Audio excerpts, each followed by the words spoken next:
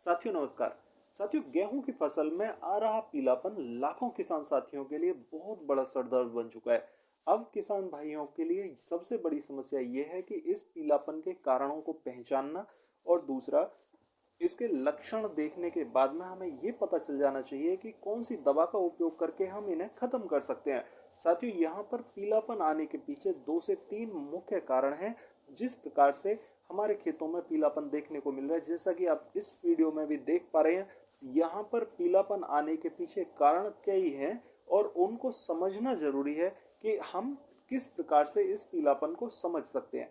तो देखिए, पूरे पौधे के अंदर 3 प्रकार से पीलापन यहाँ पर देखने को इस बार मिल रहा है। सबसे पहला कारण तो ये है कि हमारे खेत में पौधे की जड़ों पर लगने वाली फंगस है, ठीक है, जो कि फंगस आ रही है ज़्यादा पानी लगने के कारण।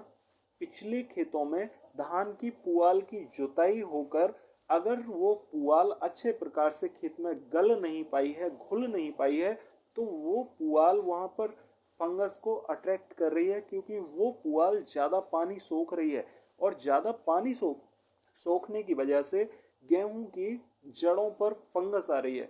बहुत सारे किसान साथियों ने गेहूं की धान की 2 फसलें ली और 2 फसल लेने के बाद अब गेहूं की बिजाई करी है। तो हमारी मिट्टी के अंदर 12 महीने पानी को ज़्यादा सोखने की क्षमता नहीं है। ज़्यादा पानी अगर मिट्टी के अंदर भरा रहेगा तो उसमें स्वतः ही फंगस आ जाएगी। साथियों, धान की 2 फसल लेने के बाद अगर हमने गेहूं की फसल करी है और उसमें भी हमारी धान की पुआल की जुताई हुई है, तो इतना समय बीच में नहीं मिल पाया कि वो पुआल अच्छे से गल सके और उस पुआल में ही गेहूं की बिजाई हो गई है। तो अब वो गेहूं जो मिट्टी के अंदर पुआल जुताई हुई है, वो पुआल पानी को ज़्यादा सोख रही है। ज़्यादा पानी भरने के कारण पौधे की जड़ों पर फंगस है। आप ये गौर से देखोगे तो दिखाई देगी, ठीक है। अब बात करते हैं यहाँ पर कि इसे पहचाने कैसे। तो अगर आपके पौधे के ऊपर गोव में, ठीक है, गोव का पत्ता पीला पड़ रहा है, पत्ता मुरझा रहा है या पत्ता सूख रहा है, तो आप उस पौधे को जब खोल के देखेंगे तो उसमें गिड़ार निकलेगी, ठीक है, वो सुंडी गिड़ार है। आप उसे निकाल कर उससे पहचान कर सकते हैं कि आपके खेत में क्या रोग है, ठीक है। दूसरा, अगर आपके खेत में सुंडी गिड़ार नहीं है, जैसा कि आप इस खेत में देख पा रहे हो, इसमें गोव तो हरी चल रही है, लेकिन जो तना है पौधे का, उस तने के नीचे के पत्तियां जो हैं वो पीली पड़ रही हैं। उनके पीला पड़ने के पीछे कारण फंगस है और उस फंगस को खत्म करने के लिए आपको यहाँ पर एक दवा का उपयोग करना होगा और ये दवा बनेगी 250 ग्राम कॉपर ऑक्सीक्लोराइड, जो कि एक अच्छा फंगीसाइड है। इसके साथ में आपको यूरिया खाद मिक्स करना है लगभग 500 से 600 ग्राम प्रति एकड़। उसके साथ में आप ह्यूमिक एसिड 500 ग्राम प्रति एकड़ के हिसाब से मिक्स करके एक स्प्रे तुरंत दे दें, ठीक है। इससे आपके खेत में ये फंगस का जो रोग है वो खत्म हो जाएगा।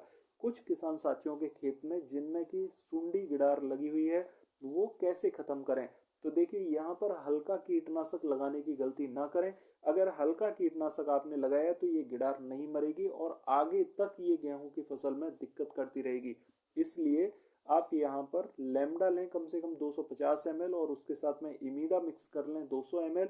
उसे मिक्स करने के बाद में एक हैवी स्प्रे दे दें जिससे कि ये गिड़ार तुरंत खत्म हो जाए। दूसरा, यहाँ पर एक पॉइंट बता दूं आपको, कुछ किसान साथियों के खेत में स्वतः पीलापन आ रहा है, ना तो उनमें फंगस है ना ही कीट लगा हुआ है। तो वो आने के पीछे कारण क्या है? उसके पीछे कारण ये है कि हमने 20 से 25 दिन पर या 28 दिन पर अपने खेत में पहली सिंचाई करी थी। अब पहली सिंचाई करने के बाद में हमने उनमें खरपतवार का स्प्रे भी करना था और खरपतवार का स्प्रे किया लगभग 8 से 10 दिन के अंतराल पर, ठीक है। अब उन खेतों के बीच में जो खाद लगने का गैप था, वो गैप 25 दिन से लेकर अब लगभग 45 से 50 दिन का होने जा रहा है और उस खेत में दूसरा खाद जो कि 10 से 15 दिन के गैप पर लग जाना चाहिए था, वो गैप अब बढ़ता जा रहा है। तो साथियों, उसकी वजह से खेतों में छोटे छोटे चकते दिखाई दे रहे हैं पीलापन के और उसके 2 से 4 दिन के बाद में वो पूरा खेत पीला हो रहा है। तो ये खाद की कमी की वजह से, माइक्रो न्यूट्रिएंट की कमी की वजह से भी ये पीलापन आ रहा है। इस स्वतः आए हुए पीलापन को हमें कैसे खत्म करना है?